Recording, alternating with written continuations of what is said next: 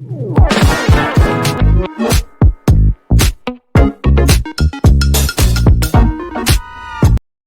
எல்லோரும் எப்படி இருக்கீங்க? ஓகே, நாம் இன்றைக்கி பார்க்க போகிற வீடியோ என்ன அப்படின்னா, நம்ம தைச்ச பிறகு நம்ம ஷோல்டர் கிட்ட கழுத்து லூஸாக இறங்கி வருது அப்படிங்கிற கம்ப்ளைண்ட்டை எப்படி கரெக்ட் பண்ணுறதுன்னு பார்க்கலாம்.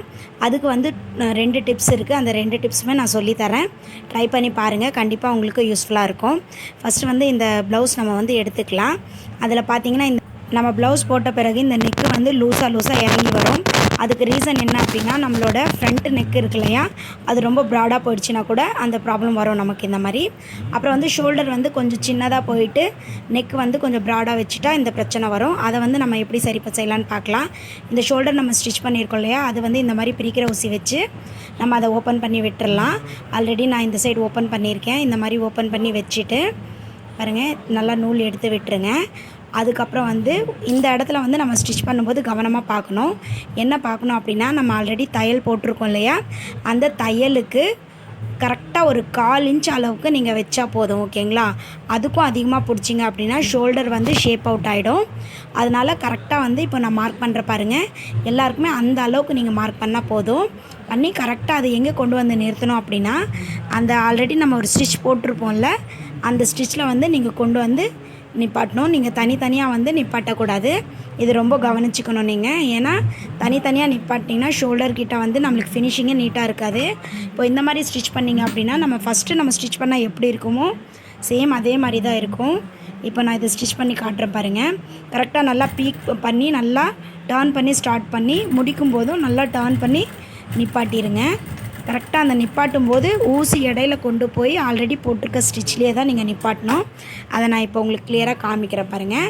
அந்த நம்ம மார்க் பண்ண இடத்துல இருந்து நல்லா டர்ன் பண்ணி ஸ்டார்ட் பண்ணிவிட்டு அந்த எட்ஜில் முடிச்சுட்டேன். இப்போ பாருங்கள், ஃபினிஷிங் நம்ம தைக்கிறதுக்கு முன்னாடி என்ன ஃபினிஷிங் இருந்ததோ சேம் அதே ஃபினிஷிங் உங்களுக்கு கிடச்சிரும். சூப்பராக இருக்கு பாருங்கள். நம்ம ஆல்ட்ரு பண்ண மாதிரியே அது தெரியாது. ஓகேங்களா? ஆனால் இந்த ஆல்ட்ரு இதுக்கு மேலே நம்ம எக்ஸ்ட்ரா அலோன்ஸ் எடுக்க முடியாது. ஓகேங்களா?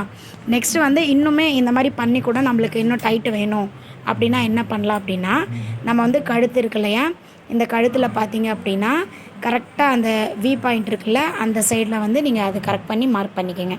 அந்த எல்பண்ட் ஸ்டார்ட் பண்ணுற பக்கம் அந்த ஸ்டார்டிங்லேருந்து இது ஒரு 1.5 இன்ச்சு இல்லை 1 இன்ச்சு தள்ளி வரும் எல்லாருக்குமே. அந்த இடத்துல ஒரு மார்க் பண்ணிக்கோங்க. அந்த மார்க்கிட்ட நம்ம கஃப்பில் ப்ளிட் பிடிக்கிறோம்ல, அதே மாதிரி ஒரு குட்டி ப்ளிட் நம்ம பிடிச்சிக்கலாம். அது எப்படின்னா, நம்ம பல்லு போட்ட பிறகு உள்ளே இருக்கிற ப்ளிட்டு நம்மளுக்கு தெரியக்கூடாது அந்த மாதிரி. ஏன்னா நம்ம ப்ளவுஸில் பார்க்கும்போது இந்த ப்ளிட் நல்லாவே நம்மளுக்கு விசிபிளாக நல்லா தெரியும். அந்த கம்ப்ளைண்ட்டு இருக்கிறதால நீங்கள் முந்தானி போட்ட பிறகு அது தெரியக்கூடாது.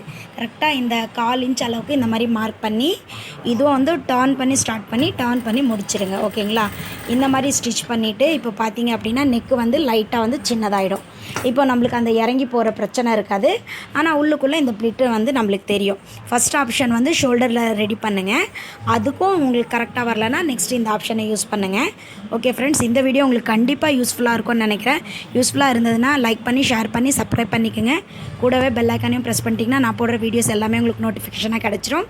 கூட ஆல் பட்டனையும் ப்ரெஸ் பண்ணிட்டீங்கன்னா உங்களுக்கு எல்லாமே நோட்டிஃபிகேஷன் கிடைக்கும். யூஸ்ஃபுல்லாக இருக்குன்னு தோணுச்சுன்னா ஃப்ரெண்ட்ஸ்க்கும் கண்டிப்பாக ஷேர் பண்ணி விடுங்க, அவங்களும் தெரிஞ்சுக்கிட்டோம். ஓகே, நம்ம நெக்ஸ்ட் வீடியோவில் பார்க்கலாம். தேங்க்யூ, பாய் பாய், டேக் கேர்.